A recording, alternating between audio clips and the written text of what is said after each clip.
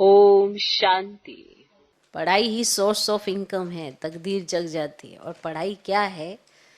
बाप को जानना, पहचानना, उनका कहना मानना और समझकर चलना। पढ़ाई। आप कौन हैं, क्या है, क्या करने आए हो, क्या पार्ट बजाना है, निर्णय आपका है।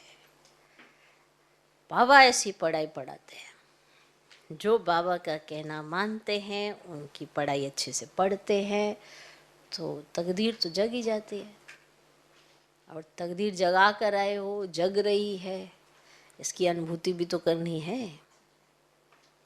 तो अपने आप को देखो, क्या परिवर्तन आया है। अगर नहीं आ रहा है तो फिर भी चेक करो कि क्यों रुका हुआ है परिवर्तन, कहाँ कमी है, किस सोच में कमी है, कहाँ चेंज करना अभी बाकी है, वो चेंज कर दो। क्योंकि बाबा ने कहा भी होगा, समझाया भी होगा, पर कुछ ना कुछ हमने कुछ गड़बड़ की होगी।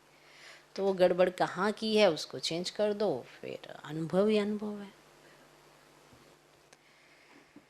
होता सब कुछ सेकंड का ही है, इसीलिए कहा जाता है सेकंड में जीवन मुक्ति। सेकंड में ही सब कुछ समझने के लिए कोई घंटों या महीनों या साल नहीं लगते हैं। एक सेकंड में ही समझ आ जाता है कि कहाँ पे क्या है और क्या करना बाकी है।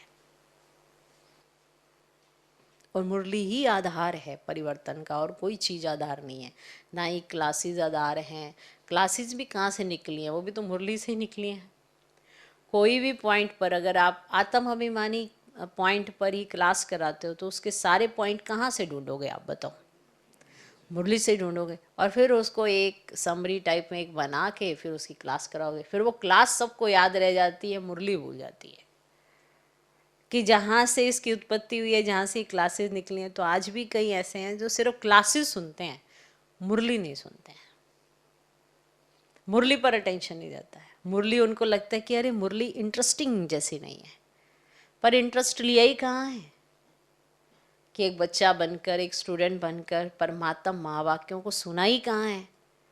एक बाप के लेटर को जब पढ़ा जाता है या सुना जाता है, उसमें कौन सा भाव आता है, ये महसूस ही कहाँ किया गया है। बस हर एक यही चाहता है कि मेरी मनोकामना पूर्ण हो जाए।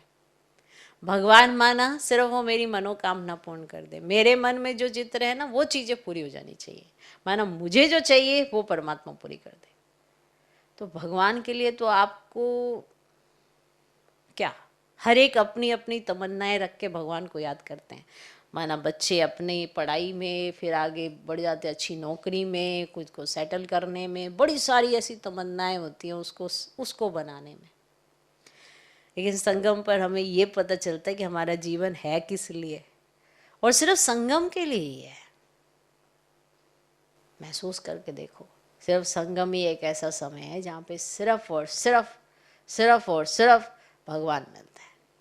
बाकी और सारे समय मनुष्य आत्मा मिलती है, और हम फिर संगम पर ही भगवान को छोड़कर मनुष्य आत्माओं के पिछाड़ी लग जाते हैं। और यहीं पर हमारे कर्म निर्धारित हो जाते हैं। यहीं पर हम सब नंबरवार हैं।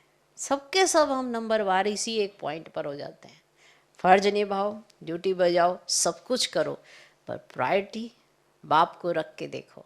फिर आपके सारे कर्म, सारी प्रायोरिटी, सारी चीज़ें बाबा खुद करने आ जाता है। आपको कुछ करने की ज़रूरत नहीं होती।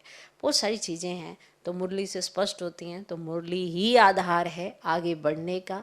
मुरली ही साकार है बाप दादा से मिलन मनाने का। इसी से साकार महावाक्य भी कहते हैं, व्यक्त महावाक्य भी आते हैं। तो माना बाबा को अच्छी रीति जानने के लिए, पहचानने के लिए मुरली ही आधार है। ओम शांति।